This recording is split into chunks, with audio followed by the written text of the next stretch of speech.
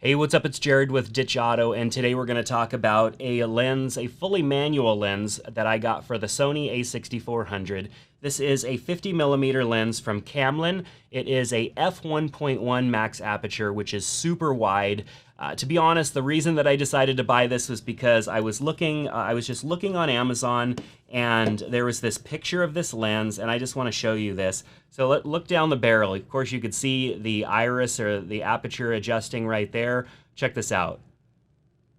Bam, super wide. And so I just had to try it. I wanted to see if a lens that is under $200 was going to perform well at all. I've really enjoyed manual lenses, like fully manual lenses that don't have any form of communication with the camera as far as being able to adjust the aperture or use autofocus.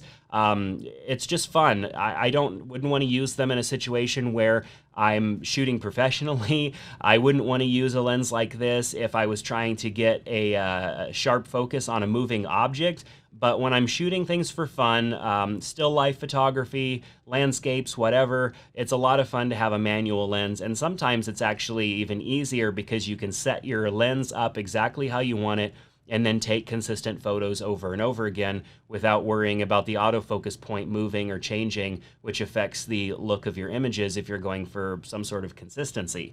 So this lens is under $200. I don't want to quote the price because in the past that sometimes the prices change, but I got this lens when I bought it for $169.99, which is pretty cheap considering it goes as wide as f1.1. Seems to have really nice construction. As I pulled it out of the box, I was pretty impressed with how it felt in the hand. It's definitely not a plasticky cheap lens. It definitely feels good. It doesn't have really any sort of weather sealing on it, which means paired up against your camera, there's really, no protection there as far as, protecting things from getting in. So you definitely don't want to get this lens wet or get any drops of water along that edge there. The lens also has no form of communication with the camera at all. So when it's connected to your camera is not going to know that there is a lens attached at all, which means that you're going to make sure to have the option enabled to be able to shoot photos without a lens attached because the camera just doesn't know. I think by default the camera comes set up that way, but if for some reason you get this lens and put it on there and it does nothing, you'll definitely want to go in and change that setting. So this lens, like I said, shoots a max aperture of 1.1 and then goes all the way down to an f16. Now, I spent a lot of time right when I got this lens shooting wide open at f1.1 because why the heck not? I mean, that's why we buy a lens like this, is to shoot at that 1.1. But the image is not super sharp across the entire image, and you wouldn't really expect it for a lens that's under $200.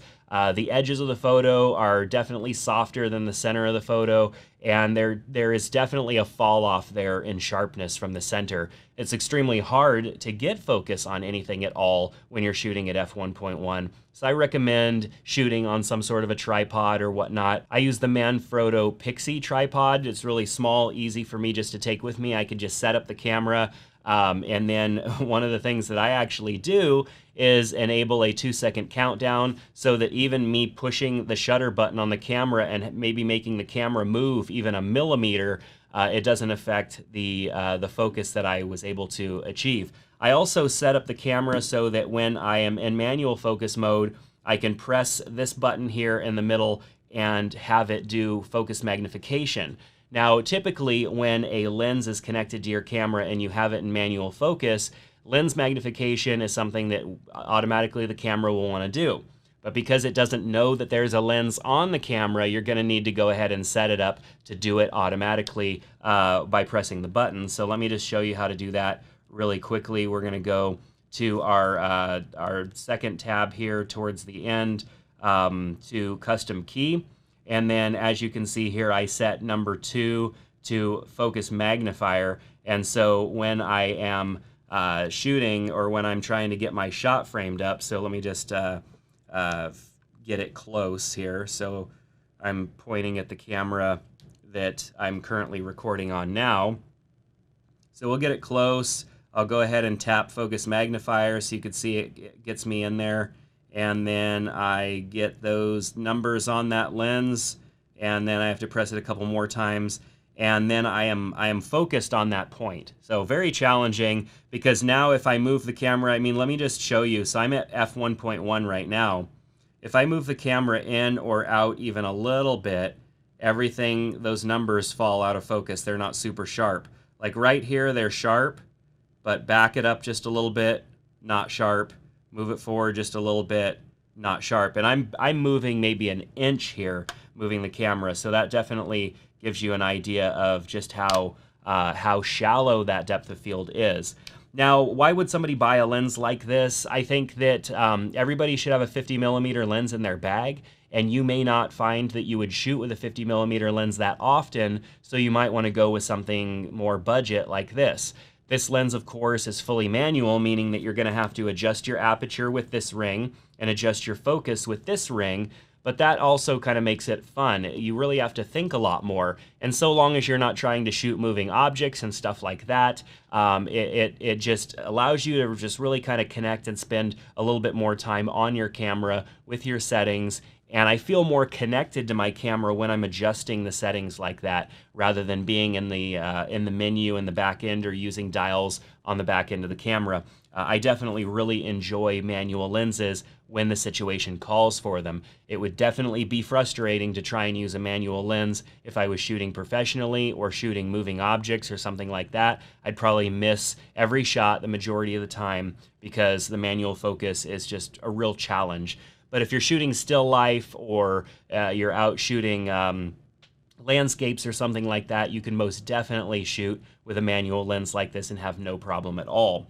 So the lens itself, I think, is pretty great. It has a 52mm filter thread on the front. So if you're wanting to shoot, you know, super open, like near that f1.1 in the middle of the day, you're either going to have to increase, you have to bring that shutter speed to 1/1000th, 1/2000th of a second to limit the amount of light that's getting into that sensor, or you're going to have to get like a 52mm ND filter to thread onto the front of this lens, which probably would be the option that I would go for, doing that as opposed to, you know, speeding things up with the camera, because speeding things up too much freezes the action, makes it, you know, even the background of the image is super sharp, and there isn't that natural blur in the background. So your image is going to look a little bit different if you just basically speed up the shutter speed a ton to try and limit the amount of light coming through on the camera sensor.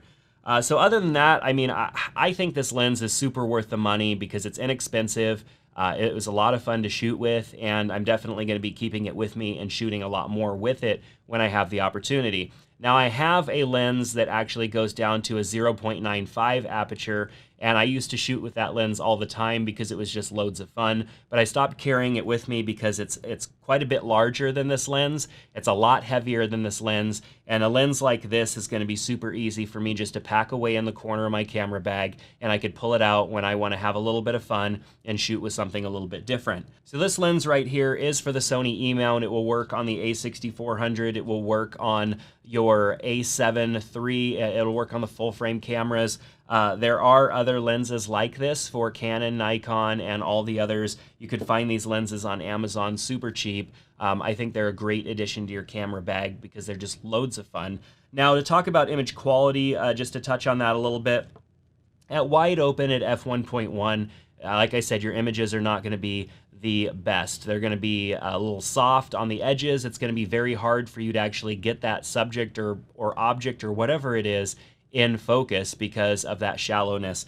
But if you get to around maybe like an f2 and a 2.5, f2.8 right in there, your image tends to look pretty nice all the way across. And that's where most of us would probably be shooting if we want to have anything in that image in focus at all. Of course, being able to go down to that f1.1 means being able to shoot in real low light situations without stretching that ISO and bringing it up too high, which introduces noise to our photos.